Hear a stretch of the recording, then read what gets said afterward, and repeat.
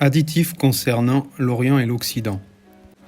L'Orient est dit traditionnel, que ce soit la civilisation islamique, l'hindouisme ou la civilisation d'Extrême-Orient. L'Occident est dit moderne, donc antitraditionnel, notamment depuis la fin des temps modernes. Selon René Guénon, l'identification de la tradition et de la civilisation tout entière est au fond justifiée, du moins en ce qui concerne l'Orient. Toute civilisation orientale semble essentiellement traditionnelle, y compris de nos jours, malgré ce qu'une étude superficielle pourrait laisser à croire. En Occident, le caractère traditionnel est conservé uniquement dans la religion catholique, mais même là, il y a eu Vatican II depuis l'époque où écrivait Guénon. Donc cette caractéristique traditionnelle a été largement diminuée. Les traditionalistes considèrent que c'est du protestantisme qu'a imposé dans le catholicisme le Concile de Vatican II.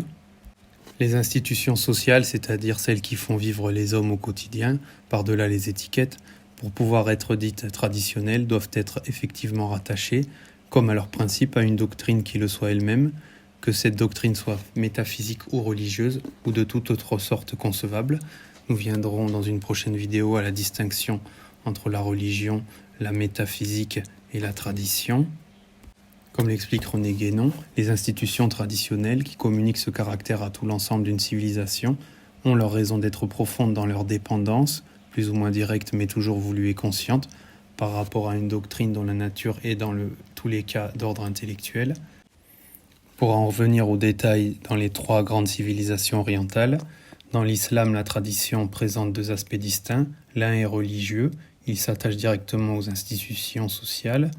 Donc l'autre est purement oriental et véritablement métaphysique, c'est ce qu'on peut appeler parfois le soufisme. C'est un ésotérisme. Dans une certaine mesure, selon Guénon, l'Europe du Moyen-Âge, il y avait quelque chose de semblable avec la doctrine scolastique. Et l'influence arabe y était d'ailleurs exercée fortement. Mais selon René Guénon, la métaphysique dans la doctrine scolastique du Moyen-Âge d'Europe n'a jamais été dégagée aussi nettement qu'elle devait l'être de la théologie. Et ce qui était proprement métaphysique dans cette doctrine scolastique n'était pas complet.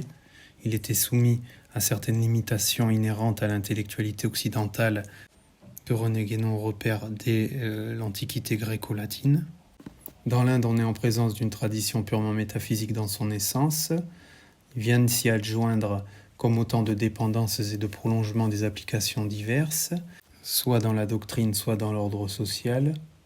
Cet ordre social est d'ailleurs strictement déterminé par la correspondance analogique s'établissant entre les formes respectives de l'existence cosmique et de l'existence humaine. On peut le voir avec le corps humain, les castes sociales ou beaucoup d'autres points. Il n'y a pas de point de vue religieux, on l'a déjà dit en hindouisme. Il y a une totale subordination des divers ordres particuliers à l'égard de la métaphysique, c'est-à-dire du domaine des principes universels. Enfin, en Extrême-Orient, il y a d'une part une tradition métaphysique et d'autre part une tradition sociale. Au premier abord, elles peuvent sembler non seulement distinctes, mais même indépendantes l'une de l'autre, notamment parce que la tradition métaphysique est l'apanage d'une élite intellectuelle, tandis que la tradition sociale s'impose à tous et exige la participation de tous.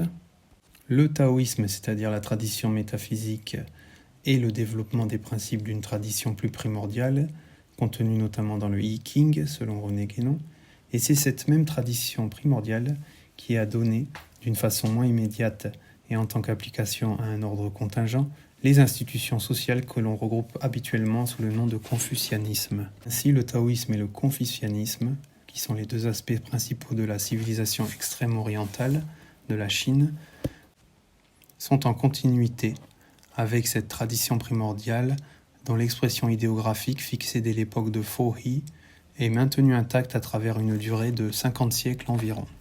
Merci de votre attention.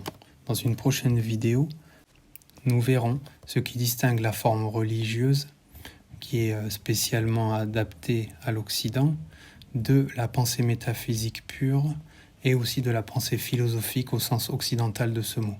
Comme le rappelle René Guénon, c'est dans ces distinctions profondes que nous trouverons vraiment, par opposition aux principaux genres de conceptions intellectuelles, ou plutôt semi-intellectuelles, habituels au monde occidental les caractères fondamentaux des modes généraux et essentiels de l'intellectualité orientale. Merci à vous et bonne journée.